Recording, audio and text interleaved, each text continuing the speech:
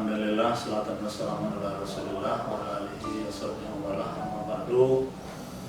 Para pemirsa TV UIN Sumatera Utara, yaitu Sivitas Akademika UIN Sumatera Utara, serta para mahasiswa yang dirahmati Allah Subhanahu wa Ta'ala.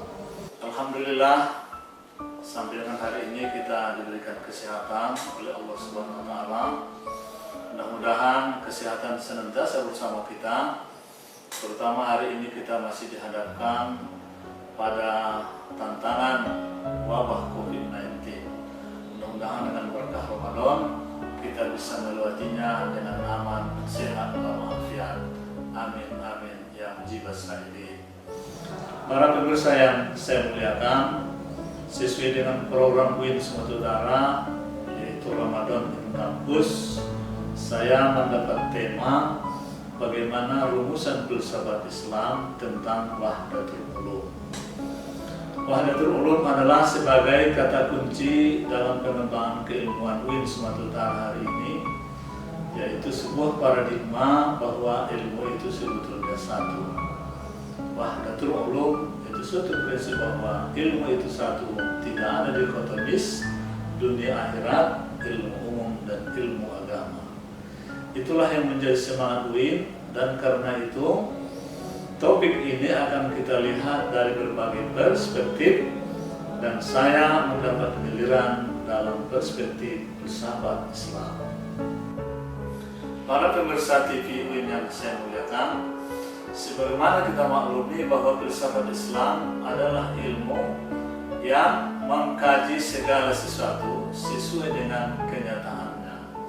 Dan ilmu bil mawjud bima huwa mawjud, kata Al-Kindi. Maka oleh karena itu filsafat akan berusaha memahami suatu objek secara universal. Bagaimana cara melihatnya? Dalam filsafat ada satu bidang yang khusus mengkaji ini, yaitu filsafat ilmu. Filsafat ilmu dalam melihat suatu hal akan menggunakan 3 pendekatan, yaitu pendekatan ontologi, pendekatan epistemologi, dan pendekatan aksiologi. Pendekatan ontologi yaitu apa sesuatu itu, pendekatan epistemologi dari mana sumbernya, bagaimana cara memperolehnya, dan pendekatan aksiologi untuk apa sesuatu itu. 3 pendekatan ini bisa kita lakukan dalam melihat ilmu, dan dari sini nanti kita akan sampai pada konsep bahwa sesungguhnya menurut filsafat Islam ilmu itu bersifat wahdah atau wahdatul ulum. Untuk sampai ke situ, mau tidak mau kita harus memulai dari konsep barat yang sering kita anggap sebagai konsep yang dikotomis. Ontologi ilmu dalam filsafat barat atau keberadaan ilmu dalam filsafat barat, ilmu itu hanya yang sebatas mahsusan, apa yang bisa dilihat. Kalau tidak bisa dilihat, maka dalam konsep barat itu tidak dianggap sebagai ilmu. Mungkin pseudo ilmu, pseudo ilmiah, setengah ilmu. Jadi di sini Islam hadir dengan mengembang wahdatul ulum, bahwa sebetulnya ontologi ilmu tidak hanya yang mahsusan, apa yang bisa dilihat, tetapi juga ada yang makulat. Maka ontologi ilmu dalam Islam selain yang fisik juga yang non-fisik. Non-fisik itu ada dalam bentuk rasional, rasional, ada dalam bentuk yang metafisis, yaitu Tuhan. Maka oleh karena itu dalam konsep filsafat Islam, Tuhan menjadi kajian atau objek ontologi dari ilmu selain persoalan-persoalan yang fisik. Yang kedua ialah epistemologis, bagaimana ilmu itu diperoleh dan dari mana sumbernya. Dalam konsep barat, sumber ilmu itu hanya 2, yaitu rasional dan empiris. Ilmu berasal dari akal, rasionalisme, dan ilmu berasal dari panca indera atau empirisme. Nah, ini konsep barat yang berkembang, maka filsafat Islam hadir menambah selain yang rasionalisme dan empirisme, juga termasuk yang intuisi, zauq, hati, bahkan termasuk yang transcendentalisme atau wahyu. Maka selain rasionalisme dan empirisme, filsafat Islam menambah dua lagi sumber ilmu, yaitu intuisi ya atau zauq hati, dan juga transcendentalisme yaitu wahyu, yang dalam hal ini adalah Al-Quran dan hadis.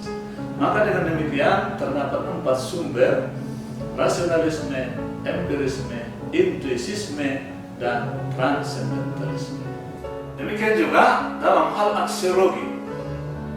Aksiologi ilmu dalam konsep barat, ilmu untuk ilmu, science for science. Maka oleh karena itu, mau tidak mau ilmu itu sifatnya bebas nilai. Karena ilmu sendiri adalah untuk ilmu, maka dia sifatnya bebas nilai, value free. Dalam Islam, ilmu tidak hanya untuk ilmu. Ilmu itu hanya media, ada sasaran akhir atau ghayah dari penguasaan ilmu itu, yaitu mengenal Allah Subhanahu wa Ta'ala. Allah ingin dikenal, maka dia rumuskan atau turunkan 2 ayat atau dalil. Ayatul Qur'annya, ayat Al-Quran yang jumlahnya terbatas 6.666 ayat. Tetapi selain itu ada ayatul kaunnya, ayat alam semesta. Maka dalam konsep wahdatul ulum, ilmu itu tidak hanya untuk ilmu, tetapi juga ilmu berguna untuk mengenal Allah Subhanahu wa Ta'ala, yaitu melalui 2 pendekatan ayat Quran yang terbatas dan pendekatan ayat alam semesta, ayatul kauniyah yang sifatnya tidak terbatas.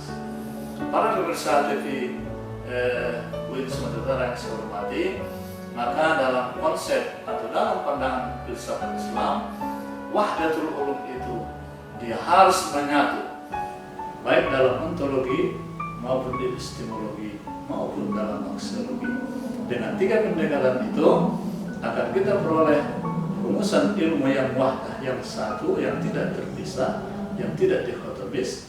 Karena dikotomi ilmu itu sendiri sebetulnya mencederai ilmu. Maka dalam kaitan itu, UIN Sumatera Utara bersemangat dan punya komitmen mengembalikan ilmu itu kepada wujudnya yang sesungguhnya, yaitu adanya konsep wahdatul ulum.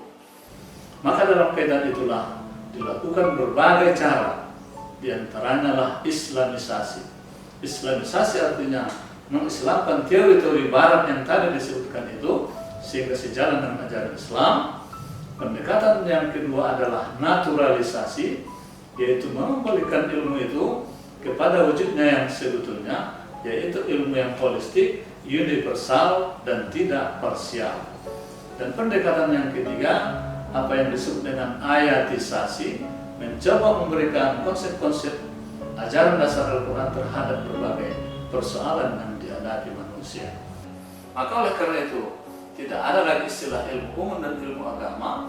Yang ada adalah ulumud diniyah dan dirasah Islamiyah. Ulumud diniyah adalah ilmu-ilmu yang secara langsung digali dari Al-Quran dan Hadis. Dalam konteks UIN, itulah kefakultasan yang selama ini dikembangkan oleh IAIN. Sedangkan dirasah Islamiyah adalah bidang keilmuan berbagai persoalan kehidupan yang bisa dikaitkan dengan ajaran Islam, yaitu Al-Quran dan Hadis. Karena dalam prinsip Islam, semua ilmu itu dari Allah. Kullun min indillah. Maka oleh karena itu Al-Quran dan Hadis punya respon terhadap berbagai persoalan manusia. Ini pada akhirnya nanti membuktikan bahwa sesungguhnya Islam diturunkan adalah sebagai rahmat bagi sekalian umat manusia. Selamat para pemirsa TV UIN Sumatera Utara, selamat menjalankan ibadah puasa. Mudah-mudahan kita menjadi hamba-hambanya yang bertakwa. La'allakum tattaqun. Amin amin ya rabbal alamin. Lebih kurang mohon maaf. Assalamualaikum warahmatullahi wabarakatuh.